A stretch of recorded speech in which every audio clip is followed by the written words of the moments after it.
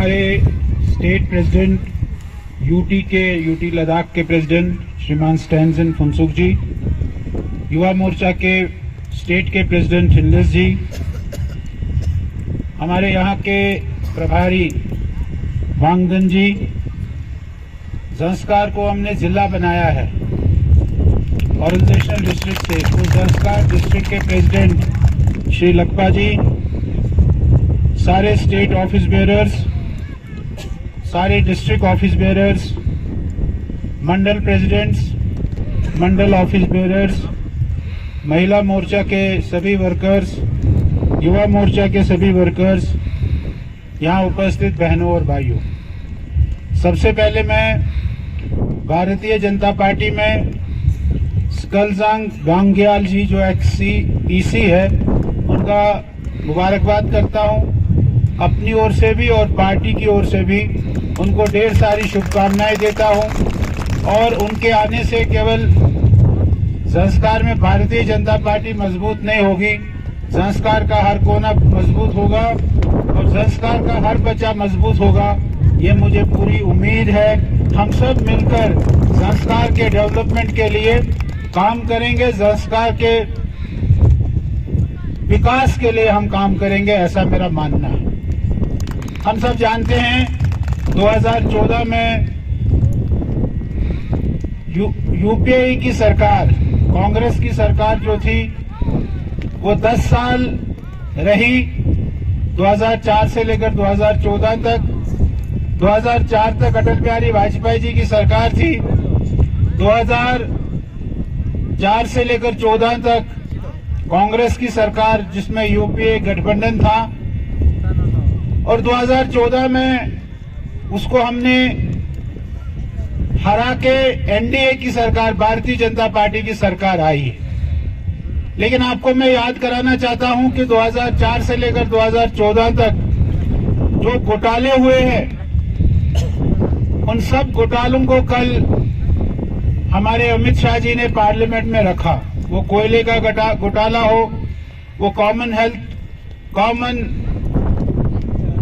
Wealth games का घोटाला हो, वो चारा घोटाला हो, वो स्पेक्ट्रम का घोटाला हो, ऐसे अनेक घोटाले उस समय हुए हैं। और पार्लियामेंट में हमारे अमित शाह जी ने कहा कि उसका जब सारे घोटालों का हिसाब लगाया तो मैंने गिनती 12 लाख करोड़ तक की, उसके बाद मैंने गिनती करनी छोड़ दी। 12 लाख करोड़ तक की गिनती मैंने 2004 और 2014 के घोटालों की और उसके बाद मैंने गिनती करनी छोड़ दी। लेकिन 2014 से मोदी जी आए, भारतीय जनता पार्टी की सरकार बनी।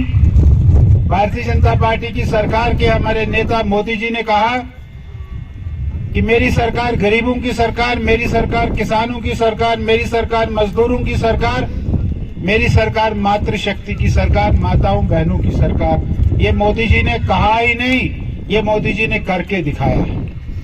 ऐसे अनेक स्कीम्स, ऐसे अनेक योजनाएं मोदी जी ने लागू की और मोदी जी ने देश के गरीब आदमी को, देश के उस व्यक्ति को जो लास्ट लाइन में बैठा था सबसे आगे, सबसे पीछे, उसको उसने आगे पहुंचाया। ये मोदी जी ने इन तकरीबन 9 साढ़े 9 सालों में किया। आप सब जानते हैं 2019 में जो हमारी डिमांड थी कि यहां लद्दाख को यूटी मिले, ठीक है, कुछ लोग ऐसे थे जिनको वो नहीं चाहिए थी, लेकिन आम लद्दाख के आदमी की ये डिमांड थी कि हमको यूटी मिले। और 2019 में भारतीय जनता पार्टी दोबारा आते ही वो हमारी जो डिमांड थी यूटी की, वो यूटी की डिमांड हमारी पूरी हुई। और उसके कारण कितनी बड़ी डेवलपमेंट हुई है वो हम सबके सामने और हमारे पूर्व वक्ताओं ने, पूर्व नेताओं ने उस चीज को आपके सामने दोहराया है। जम्मू कश्मीर के साथ हम थे। जम्मू कश्मीर में एक राज्य की सरकार थी, उन्होंने ऐसा सोचा था कि हमारे दादा, उसका बेटा उस बेटे का परदादा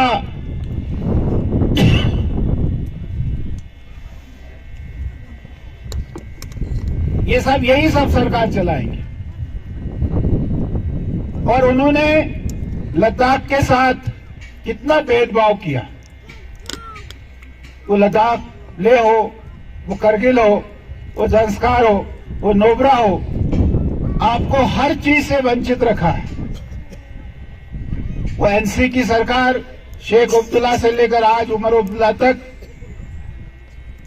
उसकी सरकार की हमारी कहानी हमारे सामने है। दूसरी फिर बाद में आई कांग्रेस। मैं अभी सुन रहा था 5 अगस्त को हमारे यहाँ के कांग्रेस लीडर को लोग पूछ रहे थे, एक लद्दाखी करगिल टाइम्स वाला उसको पूछ रहा था कि 5 अगस्त के बाद क्या बदला। तो उसने कहा नहीं, पहले ये इधर रखो, मैं इसको बाद में बताऊंगा, पहले मैं बताऊंगा, मैंने बताना है। वो क्या बताया? वो ले गया नू हरियाणा, वो ले गया मणिपुर। मैं उसको आपके माध्यम से बताना चाहता हूं कि आप मेरे साथ आइए, मैं आपको वहां दिखाऊंगा ऐसे कितने हिंदू घर है जिन्होंने मुसलमानों को शरण दी, और ऐसे कितने मुसलमान घर है जिन्होंने हिंदुओं को शरण दी है।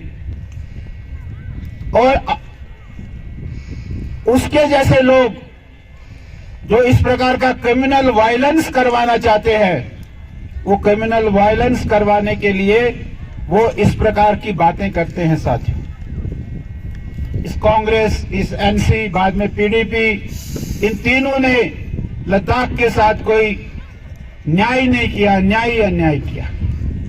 अब जब से 2019 से लद्दाख को यूटी का स्टेटस मिला है, उस स्टेटस से यूटी में एक तरक्की आई है, वो आप तरक्की देख रहे हैं। मैं कल आ रहा था किश्तवाड़ से, लखपा जी ने कहा कि अब न्यूमो से रास्ता मिलेगा ज़ंस्कार, और वो रास्ता 12 महीने चलेगा और 3-3.5 घंटे में हम ले से ज़ंस्कार पहुंच जाएंगे, ऐसा रास्ते की तैयारी। और कह रहे थे मुझे लखपा साहब की अप्रैल मई में, अगले साल अप्रैल मई में वो रास्ता खुल जाएगा। कितनी बड़ी बात है ये। हम लद्दाख ले यहां से 3 घंटे 3.5 घंटे में जाएगा। मेरा भाई कोई ले जाने वाला होगा, वो सुबह जाएगा और शाम को वापस आएगा। ऐसा विकास, ऐसा डेवलपमेंट ये आज हो रही है। और हमारे एमपी साहब ने भी यहाँ कोई कसर नहीं छोड़ी। एमपी साहब ने कोई कसर नहीं छोड़ी ज़ंस्कार में।